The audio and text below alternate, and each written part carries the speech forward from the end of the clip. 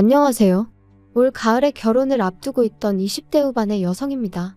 이제 파혼했으니 얘랑은커녕 남자친구도 아니고 사실 확 마음 같아선 그 XX라고 부르고 싶은데 그래도 편의상 일단은 남자친구라고 칭하겠습니다. 제가 오늘 이렇게 제 이야기를 하게 된 건 그 남자친구라는 작자가 보낸 문자 한 통에 애써 잊으려고 했던 지난 일들이 갑자기 주마등처럼 스쳐 지나갔거든요. 그러면서 갑자기 우라가 치밀고 열이 확 오르는 게 어디에라도 털어놓지 않으면 안 되겠대요. 그래서 이렇게 제 이야기를 한번 해보려고 하니 가벼운 마음으로 들어주시면 감사하겠습니다. 남자친구하고는 좋은 오빠 동생으로 지내다가 2년 전 연인 사이로 발전하게 되었어요. 사실 7살이란 나이 차이가 마음에 걸렸는데 가까운 친구가 동갑내기 연인하고 연애하며 지지고 볶고 싸우는 꼴을 보고 있으니 차라리 나이 차이가 나는 남자를 만나면 저를 좀 이해해주고 품어주지 않을까 하는 생각을 갖게 되었거든요. 그리고 남자친구는 사실 예전부터 줄곧 저에게 좋아한다고 들이대던 상황이었으니 제가 마음을 바꿔먹기가 무섭게 바로 연애를 시작하게 되었죠. 연애를 시작하고 얼마 지나지 않았을 때부터 남자친구는 저희 부모님을 뵙고 싶어 했어요. 제가 저희 부모님하고 사이가 워낙 좋다 보니 자기도 저희 부모님한테 하루빨리 눈도장을 찍고 소위 사윗감으로 인정받아 한가족처럼 어울리고 싶다면서요. 그런데 제가 저희 부모님을 빨리 보여드리지 않았더니 그때부턴 일방적으로 선물 공세를 시작하더라고요. 어른들한테 좋다는 값비싼 과일에 소고기에 영양제에 그리고 말이 나왔으니 말이지만 제 주변 친구들은 제가 이런 이야기를 할 때면 저더러 남자친구가 돈이 많은가 보다 너 진짜 좋은 남자 만났다. 부러워들 하대요. 그리고 그 부러워하는 친구들만 놓고 말하자면 저도 뭐랄까 남들이 저를 부러워하니 그 기분이 나쁘지는 않았죠. 하지만 한편으론 솔직히 배부른 소리처럼 들릴지도 모르겠지만 그 선물들이 얼마나 부담스러웠는지 몰라요. 저는 그때만 하더라도 결혼에 대한 확신도 없었고 선물이라는 게 어떻게 일방적으로 받고만 있을 수는 없잖아요. 오는 게 있으니 가는 것도 있어야 하니까요. 그래서 몇 번은 저희 부모님도 받은 만큼 돌려보내시긴 했는데 사실 남자친구 쪽이랑 저희 쪽이랑 비교를 하자면 남자친구 쪽은 훨씬 경제적으로 여유가 있었거든요. 듣자 하니 아버님이 일찍이 사고로 돌아가시면서 보험금이 많이 나왔대요. 그리고 그 보험금으로 어머님이 전통찻집 겸 주점을 하셨는데 그게 소위 대박이 났다고요. 하지만 저희 쪽은 지극히 평범했어요. 공직 생활을 하시는 아버지와 전업주부이신 어머니. 남한테 아쉬운 소리를 해가며 사는 건 아니었지만 그렇다고 백화점을 내 집 드나들듯 할 것도 아니었지요. 그래서 남자친구한테 선물 같은 건 보내지 말라고 했어요. 그랬더니 얼마나 서운해하던지. 그리고 그 일로 저희 부모님이 마음이 좀 그러셨나 봐요. 하루는 식사라도 한번 같이 하게 집으로 부르라고 하셨거든요. 그래서 남자친구에게 그 이야기를 하니 너무 좋아하는 거예요. 저희 부모님한테 이참에 점수도 따고 눈도장 한번 제대로 찍어놔야겠다면서요. 그리고는 그 이야기가 나오고 한 달쯤 지나 마침 아버지 생신이기도 해서 남자친구를 불렀습니다. 평소에도 아버지 생신 때는 어머니가 신경을 많이 쓰시는데 이번엔 제 남자친구도 온다 하니 어머니가 특히나 신경을 쓰셨더라고요. 아버지도 상다리가 버티고 있는 게 용하다며 농담을 하실 정도로 말이죠. 그리고 그날의 만남을 계기로 남자친구는 종종 저희 집에 오기 시작했습니다. 저나 저희 부모님이 불러서가 아니라 어떻게 알았는지 자기가 저희 아버지한테 먼저 연락을 해서는 장인어른 해가며 목욕탕에 가자, 낚시하러 가자. 그리고 그런 남자친구를 저희 아버지께선 참아내치지는 못하시는 눈치셨어요. 사실 저희 아버지가 언젠가부터 가끔 아들이 있었으면 좋았겠다 그런 말씀을 하셨거든요.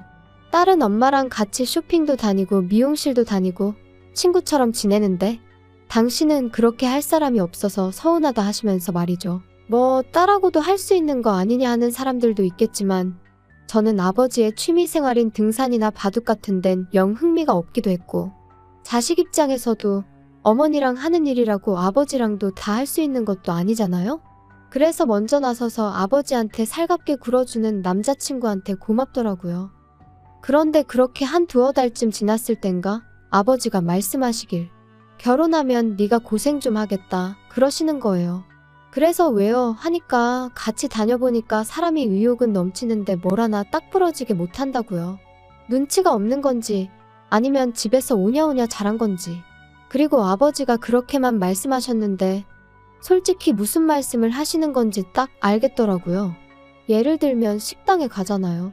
그럼 자기가 뭐가 필요하면 사람을 불러서 말을 하면 되는데 그런 걸 못하고 두리번 저쪽에서 먼저 눈치만 채주길 기다리는 타입이에요. 그리고 이건 제 오해일 수도 있지만 몸을 엄청 사려요. 언젠가 한 번은 길을 걸어가는데 앞서가던 폐지 줍는 할머니께서 넘어지셨거든요. 그래서 얼른 쫓아가서 같이 주워드리려는데 남자친구가 하지 말라면서 옷에 뭐 묻는다고 그러는데 그땐 좀 정이 떨어지대요. 그런데 나중에 말하길 내리막길인데다가 제가 구두를 신고 있어서 걱정돼서 잡은 거라길래 내가 너무 나쁘게만 생각을 하나 싶어서 더는 말을 안 했죠. 그런데 저희 아버지랑 있으면서도 얼마나 한심하게 행동을 했길래 아버지가 저런 말씀을 다 하시나 싶은 게 차마 남자친구 편을 못 들겠더라니까요. 그래서 그냥 아버지한테 연락 온다고 너무 다 받아주지 마시고 적당히 거리를 두셔도 된다고 했어요. 남자친구한테도 제가 잘 말하겠다면서요. 한편 그렇게 남자친구가 저희 부모님이랑 어느 정도 어색함을 덜어냈을 무렵 남자친구가 저더러 어머님을 한번 만나 뵙지 않겠냐고 물었습니다. 어머님이 도대체 어떤 여자길래 당신 아들이 이렇게 정신을 못 차리냐면서 저를 너무 궁금해 하신다고요. 그래서 제가 남자친구에게 우리가 정식으로 결혼 이야기가 오간 건 아니라서 내가 좀 불편할 것 같다 했더니 이제 와서 그렇게 말하면 자기가 너무 서운하다면서 자기는 이제껏 저희 부모님을 당연히 장인 장모님으로 여겼다나 어쨌다나.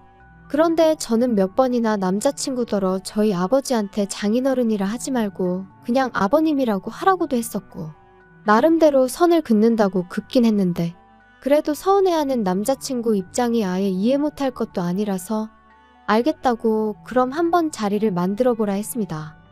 그리고 이런 대화가 오가고 일주일이나 지났나? 전날 늦게까지 회사에서 야근을 한 탓에 데이트고 뭐고 그냥 집에서 늘어지게 잠이나 잤으면 싶더라고요.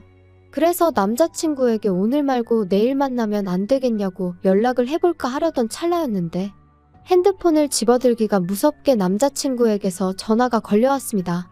저도 모르게 정말 한숨이 푹 나왔지만 남자친구가 무슨 잘못이라고 거기다 짜증을 낼 순 없잖아요.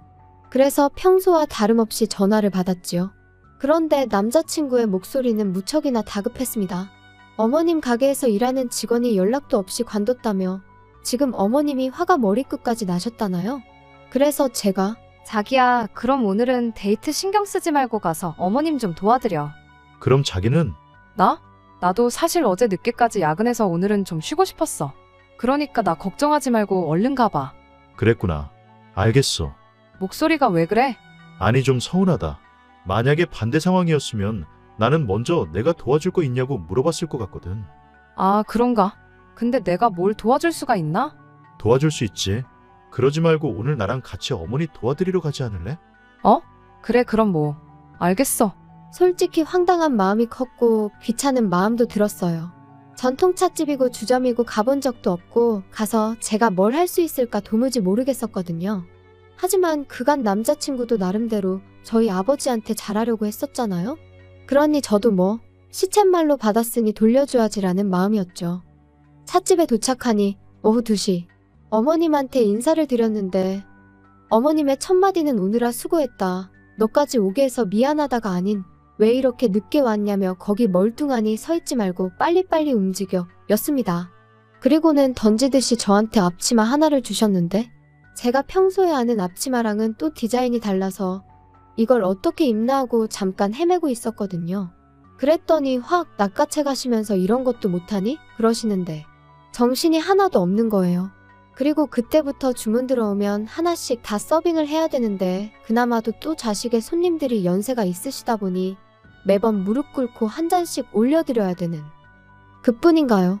정말 열받았던 건 전통차다 보니까 같이 드시라고 한 과를 내드리더라고요. 근데 한 과를 꺼내다 보니까 한 봉지는 유통기한이 일주일이나 지나 있었죠. 그래서 제가 그거 말고 3봉지를 뜯어서 손님들한테 내갔거든요. 그랬더니 어머님이 제 등짝을 때리시면서 일주일 지난 거 먹어도 여지껏 탈났다는 사람 하나 없었다면서 네 멋대로 하지 말라고 소리를 치시대요. 그런데 제가 이런 수모를 겪는 동안 남자친구는 내내 카운터에 서 있기만 했어요.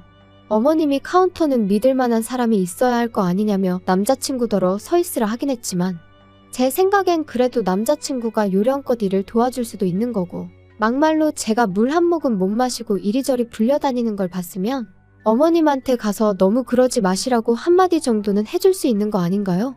그런데 그런 말도 하나 없이 카운터에 서서 핸드폰 하다가 돈 받고 그러는데 너무 얄미워 죽겠더라니까요.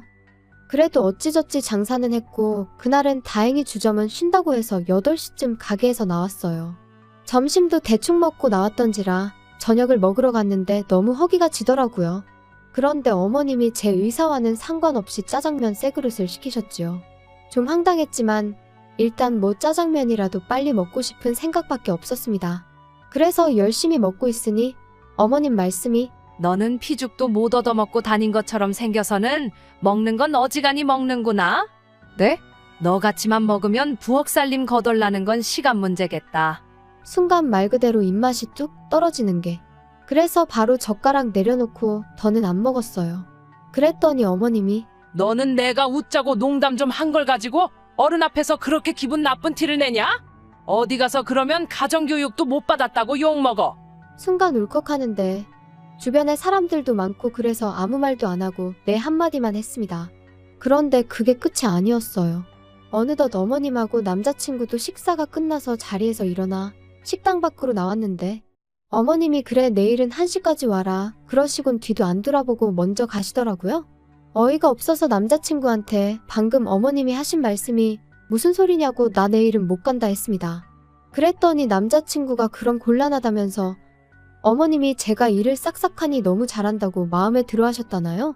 그러면서 하루 더 나와서 어머님한테 눈도장 좀 제대로 찍어봐 하는데 기도 안 찬다는 게 이런 건가 싶었죠. 그리고 이튿날 전날 말 그대로 생고생을 한 덕분에 자고 일어났는데도 정말 온몸이 천근만근이었어요. 게다가 어찌나 피곤했는지 핸드폰을 보니까 어느덧 2시더라고요. 부모님은 도대체 뭘 했길래 이렇게 맥을 못 추냐 하시고 그런데 그때 남자친구에게 전화가 걸려왔습니다. 그래서 받으니 대뜸 아니 왜 이렇게 전화를 안 받아? 내가 지금 몇 번째 전화한 건 줄 알아? 전화했었어? 미안, 자느라 몰랐어. 왜? 너 오늘 어머니가 1시까지 오라고 한 거 기억 안 나? 뭐? 어제 못 간다고 했잖아. 참나, 야, 내가 와서 눈도장 좀 찍으라고 했지. 그런데 이러면 어떡해?